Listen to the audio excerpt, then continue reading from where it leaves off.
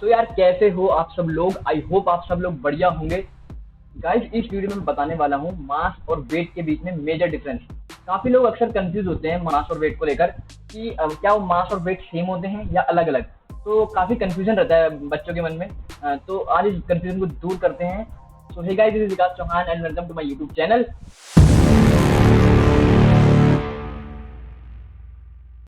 सो guys सबसे पहले हम बात करने वाले हैं मास और वेट की डेफिनेशन के बारे में।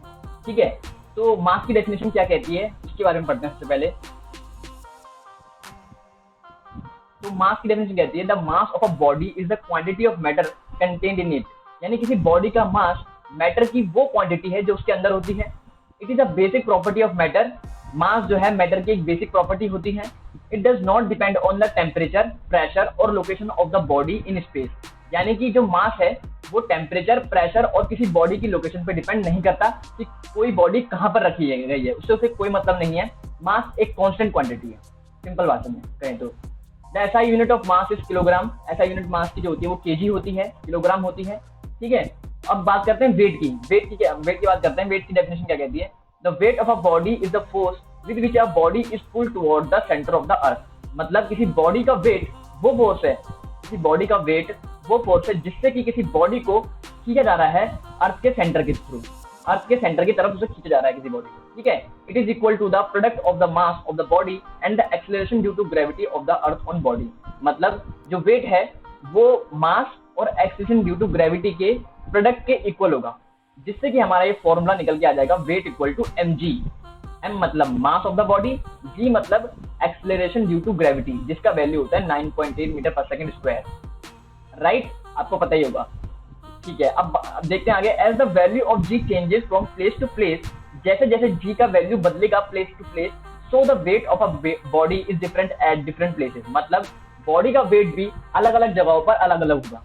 जैसे g का वैल्यू चेंज करेगा प्लेस के अकॉर्डिंग, उसी तरीके से बॉडी का वेट भी चेंज होता रहेगा प्लेस के अकॉर्डिंग। राइट, क्योंकि वेट के फॉर्मूले में तो g आ रहा है ना, तो g चेंज होगा तो वेट भी चेंज होगा। ठीक है, the SI unit of weight is newton. अब जो एसआई यूनिट होती है वेट की वो न्यूटन होती है। यानी जो भी हमारा आंसर निकल के आएगा हम उसको न्यूटन में रिप्रेजेंट करेंगे वेट का। ठीक है, बढ़ते हैं नेक्स्ट स्लाइड की तरफ। नेक्स्ट स्लाइड क्या कहती है हमारी? तो गाइस नेक्स्ट स्लाइड में मैंने ये बताया कि मास और वेट के बीच में मेजर डिफरेंस जो है उनको कंसिडर किया है, उनके बीच में मैंने डिस्टिंग्विश किया है। तो एक एक करके पॉइंट समझते हैं क्या कह रहे हैं। पहला पॉइंट है mass is the measure of inertia. जो मास होता है वो इनर्शिया को मेजर करता है। अब इनर्शिया एक नया वर्ड आ गया आपके सामने। इनर्शिया मतलब क्या होता है? इनर्शिया जो होता है बेसिकली किसी बॉडी की या किसी मटेरियल की एक इनहेरेंट प्रॉपर्टी होती है जो कि अपने आप चेंज नहीं हो सकती। राइट, इनर्शिया का सिंपल भाषा में अगर मैं मतलब समझाऊं आपको तो रेजिस्टेंस टू चेंज का एक मीनिंग होता है। रेजिस्टेंस टू चेंज यानी कि चेंज आने से रोकना। यानी कि कोई भी बॉडी अगर रेस्ट के स्टेट में है या फिर वो किसी यूनिफॉर्म मोशन के स्टेट में है तो वो उसी स्टेट में रहना चाहेगी, अपनी स्टेट को चेंज नहीं करना चाहेगी। ठीक है, यानी कोई अगर रेस्ट में है तो वो रेस्ट में रहना चाहेगा और अगर मोशन में है तो वो मोशन में रहना चाहेगा। तो जो मास होता है वो मेजर करता है इनर्शिया को। राइट, वेट क्या है? Weight is the measure of gravity. Weight जो है वो ग्रेविटी को मेजर करता है। राइट, जो मास होता है, सेकंड पॉइंट क्या है हमारा? सेकंड पॉइंट है it is a scalar quantity. Mass जो है वो क्या है? एक स्केलर क्वांटिटी है, जबकि वेट जो है एक वेक्टर क्वांटिटी। स्केलर क्वांटिटी का मतलब क्या होता है? ऐसी क्वांटिटी जिसका सिर्फ और सिर्फ मैग्नीट्यूड हो, नो डायरेक्शन। जबकि वेक्टर क्वांटिटी क्या होती है? Magnitude as well as direction, both, दोनों। राइट, तो वेट जो है हमारे पास एक वेक्टर क्वांटिटी हो गई और मास जो है हमारे पास वो एक स्केलर क्वांटिटी हो गई। थर्ड पॉइंट के बारे में बात करते हैं। थर्ड पॉइंट का कह रहा है it is a constant quantity. मैंने आपको बताया था मास जो होता है वो एक कांस्टेंट क्वांटिटी होता है, वो चेंज नहीं करता, सेम रहता है। जबकि जो वेट है वो वेरी करता है from place to place. Right, जो वेट है वो प्लेस के अकॉर्डिंग बदलता रहता है। अर्थ पे कुछ और होगा, मून पे कुछ और होगा, किसी दूसरे प्लेनेट पे कुछ दूसरा वेट होगा अपना। तो राइट, प्लेस जो वेट है हमारा वो बदलता रहता है प्लेस के अकॉर्डिंग। राइट, अब फोर्थ पॉइंट के बारे में बात करते हैं। फोर्थ पॉइंट का कह रहा है it can not be zero for a body. ये किसी बॉडी के लिए जीरो नहीं हो सकता, यानी किसी भी बॉडी का मास कभी भी जीरो नहीं हो सकता, ये पॉसिबल नहीं है। जबकि किसी बॉडी का वेट जीरो हो सकता है at the centre of the अर्थ। मतलब अगर हम अर्थ के सेंटर पे चले जाएं तो वहां पर एक बॉडी का वेट जो होगा वो जीरो होगा। राइट, फिफ्थ पॉइंट क्या कह रहा है? It is an essential property of material bodies. ये एक एसेंशियल प्रॉपर्टी है मटेरियल बॉडीज की। अगर कोई मटेरियल एग्जिस्ट करता है तो जरूरी है कि उसका मास भी होगा ही होगा, राइट। जबकि वेट है, weight it is not an essential property, weight जो है वो एक एसेंशियल प्रॉपर्टी नहीं है, यानी वो हो सकता है वो एक जरूरी प्रॉपर्टी नहीं है, ठीक है। 6 पॉइंट क्या है, it is not affected by the presence of other body.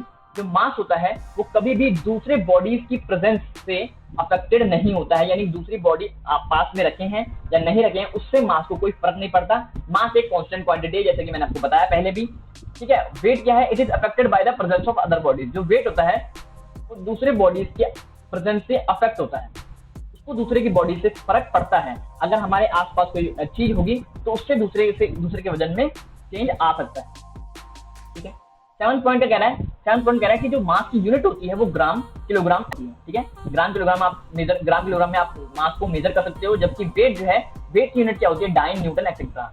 Newton हमारी और किलोग्राम क्या हमारी ऐसा यूनिट है, बाकी हमारी सीजे सिस्टम में यूनिट्स हम आइडेंटिफाई करते हैं वो इसमें लिखी हुई है। तो गाइस यही थी आज की हमारी वीडियो।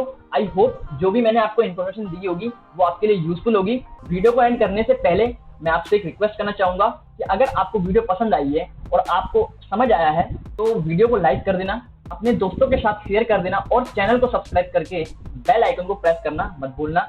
गाइस इसी के साथ मैं वीडियो को एंड करना चाहूंगा। तो love you, take care, bye bye.